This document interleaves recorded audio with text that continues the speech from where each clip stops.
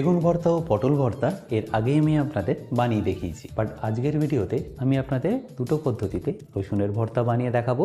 গরম ভাতের সাথে খেতে দেখবেন এটা দারুণ সুন্দর লাগে। তাহলে চলুন রেসিপিটা শুরু করা যাক। বাই দ্য ওয়ে, আমি শেফ অতনু, আপনারা দেখছেন অতনুর রান্নাঘর, আর আজকে আমাদের রেসিপি রসুনের ভর্তা। তাহলে প্রথম পদ্ধতিতে বানানোর জন্য আমি এখানে নিয়ে নিয়েছি 200 গ্রাম রসুনগুলোকে দেখতেই পাচ্ছেন নিশ্চয়ই, আমি আগে থেকে খুব ভালো করেই ছাড়িয়ে নিয়েছি।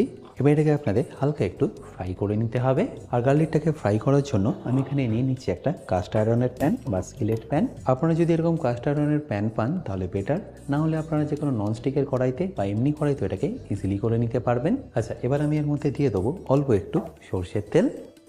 খুব বেশি লাগবে না, ওই ধরে নিন 1 থেকে 1.5 চা চামচ দিয়ে দিলেই হবে।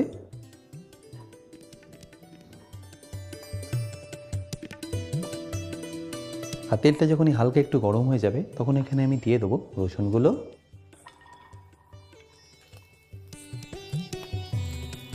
এবার ফ্লেমটাকে একদম লো করে আপনাদের এই রসুনগুলোকে ভালো করে ভেজে নিতে হবে। স্লো ফ্লেমে মোটামুটি আপনাদের এটাকে ভাজতে সময় লেগে যাবে 7 থেকে 8 মিনিট। কারণ যদি এটা আপনারা হাই ফ্লেমে ভাজেন তাহলে ওপরে কালার চলে আসলো, ভেতর থেকে কিন্তু কাঁচাই থেকে যাবে। তাই স্লো ফ্লেমে এটাকে ভালো করে ভেজে নিচ্ছি। আশা করি নিশ্চয়ই দেখতে পাচ্ছেন আস্তে আস্তে কিন্তু এর মধ্যে কালার আসা শুরু করেছে। মোটামুটি আর 2 থেকে 3 মিনিটের মধ্যেই দেখবেন এর মধ্যে কমপ্লিটলি কালারটা চলে আসবে। আপনারা যদি সিলেট প্যানটা কিনে নিতে চান, লিঙ্ক আমি ডিসক্রিপশানে দিয়ে রাখছি, অ্যামাজন থেকে সেটা আপনারা ইজিলি কিনে নিতে পারবেন। আশা করি এবার নিশ্চয়ই দেখতে পাচ্ছেন এর কালারটা কিন্তু একদম চেঞ্জ হয়ে গেছে। ব্যাস এই স্টেজে আপনার এটাকে তুলে নিতে হবে। এবার এই ভাজা রসুনগুলোকে আমি সাইডে রেখে বাকি ইনগ্রিডিয়েন্টসগুলো রেডি করে নেবো। তারপরে একই ফ্রাইং প্যানের মধ্যে আমি নিয়ে নেবো আরও হাফ চা চামচ সর্ষের তেল। আর তেলটা একটু গরম হয়ে গেলে আমি এখানে দিয়ে দেবো 5টা থেকে 6টা শুকনো লঙ্কা, যেটাকে আপনাদের একটু নেড়ে চেড়ে ভেজে নিতে হবে যতক্ষণ এটা একদম ক্রিস্পি হয়ে ভাজা হয়ে যাচ্ছে। এটা ভাজার সময় ফ্লেম কিন্তু আপনারা একদম লো রাখবেন। এর কালারটা যতক্ষণ একটু ডার্ক হচ্ছে ততক্ষণ আপনাদের এটাকে ভেজে নিতে হবে, তা নাহলে কিন্তু এটা ক্রিস্পি হবে না। আর যখনই দেখবেন এরকম ডার্ক কালার এসে গেছে তখন এটাকে তুলে ওই একই প্লেটের মধ্যে রেখে দিন।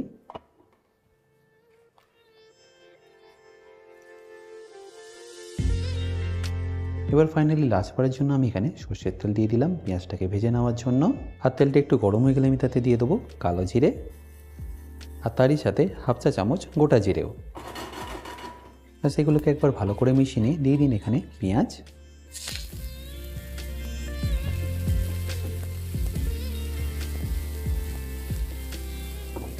তারপরে পেঁয়াজটাকেও আপনাদের একদম লাল লাল করে ভেজে নিতে হবে।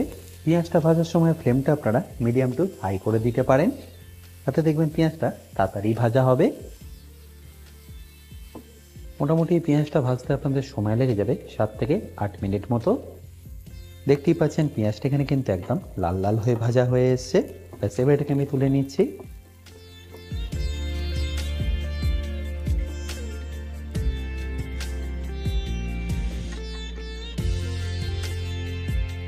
এবার এই পেঁয়াজটা যতক্ষণ ঠান্ডা হচ্ছে ততক্ষণ আমি আপনাদের সেকেন্ড রেসিপিটাও বানিয়ে দেখাচ্ছি। তারপর দুটোই একসাথে আমি আপনাদের মেখে দেখাবো।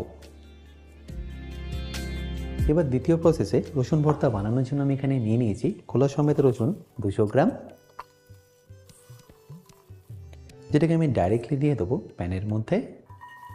আর এর মধ্যে চাইলে আপনারা অল্প একটু সর্ষের তেল দিয়ে দিতে পারেন, ওই ধরে নিন 1 চা চামচ মতো। তারপর এটাকে ভালো করে মেশাতে থাকুন। এই সময় ফ্লেমটা কিন্তু আপনারা একদম লো রাখবেন। আর তারপর এটাকে লাল লাল করে আপনাদের ভেজে নিতে হবে। এরপর যখনই দেখবেন এর মধ্যে হালকা একটু এরকম কালার চলে এসছে তখন এটাকে ঢাকা দিয়ে আপনারা কুক করে নিন আরও 4 থেকে 5 মিনিটের জন্য। আচ্ছা, এখানে বলে রাখি, আপনারা যারা এখনও আমার অতনু রান্নাঘরের অ্যাডভান্স কুকিং কোর্সটা নেননি তারা নিয়ে নিতে পারেন আমার নিজস্ব ওয়েবসাইট www.otonurannakar.com থেকে। এই কোর্সটা মেনলি রেস্টুরেন্ট স্টাইল খাবারের ওপর। রেস্টুরেন্টে কি গ্রেভি বা কি সস বানিয়ে রাখে যার জন্য আপনাদের 10 থেকে 15 মিনিটের মধ্যেই এই খাবারটা পরিবেশন করতে পারে, সেই সব কিছু আমি শিখেছি এই অ্যাডভান্স কুকিং কোর্সে। এই কোর্সের লিঙ্ক আমি যদিও ডিসক্রিপশন বক্সে দিয়ে রেখেছি, তাও বলে রাখি কিনতে যদি আপনাদের কোনো রকম অসুবিধা হয় আমার সাথে এই হেল্পলাইনে যোগাযোগ করতে পারেন। 2 থেকে 3 মিনিট পরে আমি ঢাকনাটাকে আপনাদের সরিয়ে দেখাচ্ছি। আশা করি নিশ্চয়ই দেখতে পাচ্ছেন এর মধ্যে কিন্তু অলরেডি কালার চলে এসছে, আর এটা কিন্তু এখনও পারফেক্টলি রেডি হয়নি। তো এটাকে আমি আবারও ঢাকা দিয়ে কুক করে নেবো 2 থেকে 3 মিনিটের জন্য।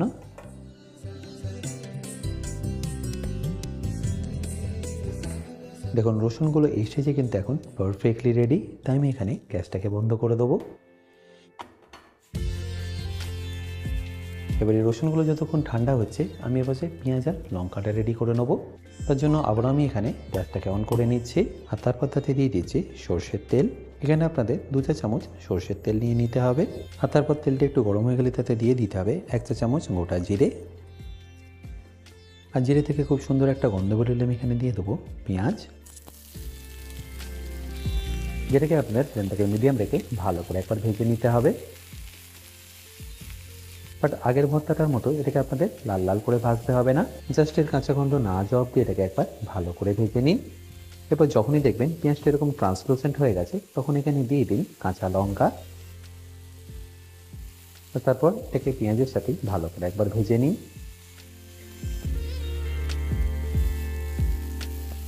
আশা করি নিশ্চয়ই বুঝতে পারছেন পেঁয়াজের মধ্যে থেকে কিন্তু যে ময়েশ্চারটা ছিল সেটা একদম বেরিয়ে গেছে আর পেঁয়াজটা কিন্তু হালকা এখানে ভাজাও হয়ে গেছে। তাই এই স্টেজে এটাকে আপনাদের তুলে নিতে হবে।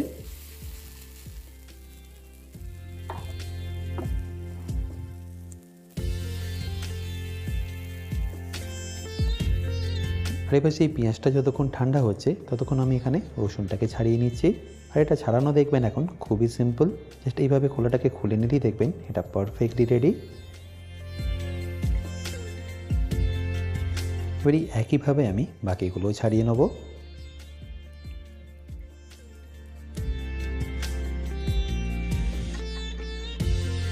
দেখতেই পাচ্ছেন একদম পারফেক্টলি এটা নরম হয়ে গেছে। এই প্রসেসে করলে দেখবেন এর টেস্টটা কিন্তু একদম অন্যরকম আসে।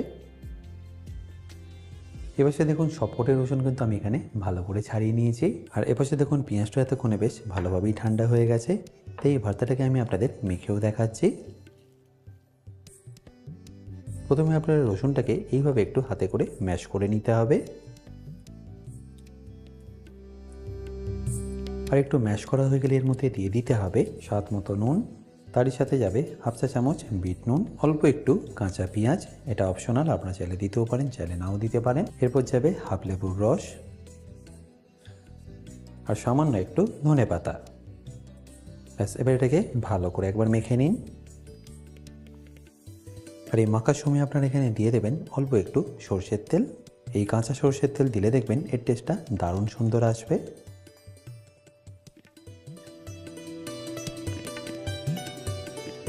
এবার যে ভাজা পেঁয়াজটা আছে সেটার সাথে এটাকে ভালো করে মিশিয়ে নিন।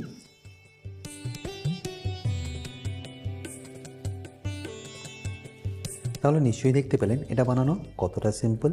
গরম ভাতের সাথে খেতে দেখবেন এটা দারুণ সুন্দর লাগবে। এটা আমি আপনাদের পরিবেশন করেও দেখাবো।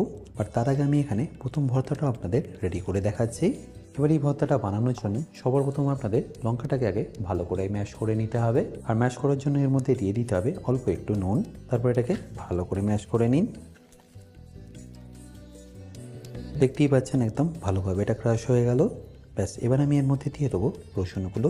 আর রসুনগুলোকে কিন্তু আপনাদের হালকা একটু এইভাবে ম্যাশ করে নিতে হবে।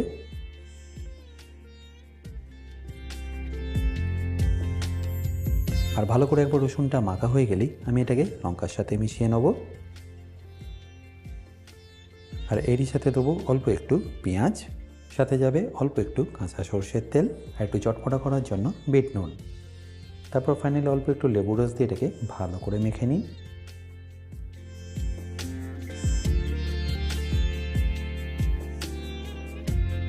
আর কাঁচা পেঁয়াজের সাথে এটা ভালো করে মাখা হয়ে গেলে যে পেঁয়াজটা আমি ভেজে রেখেছিলাম সেটাকে এর মধ্যে মিশিয়ে দিলাম।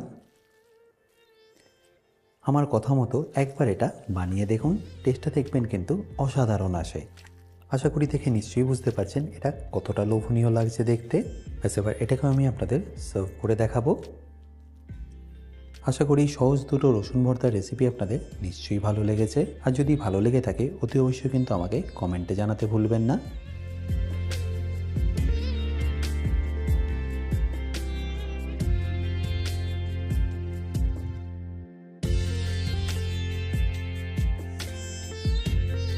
বাই দ্য ওয়ে, আমি শেফ অতনু, আপনারা দেখছিলেন অতনুর রান্নাঘর। দেখা হচ্ছে আপনাদের সাথে আর একটা নতুন রেসিপি নিয়ে নেক্সট এপিসোডে। ভালো থাকবেন, সুস্থ থাকবেন।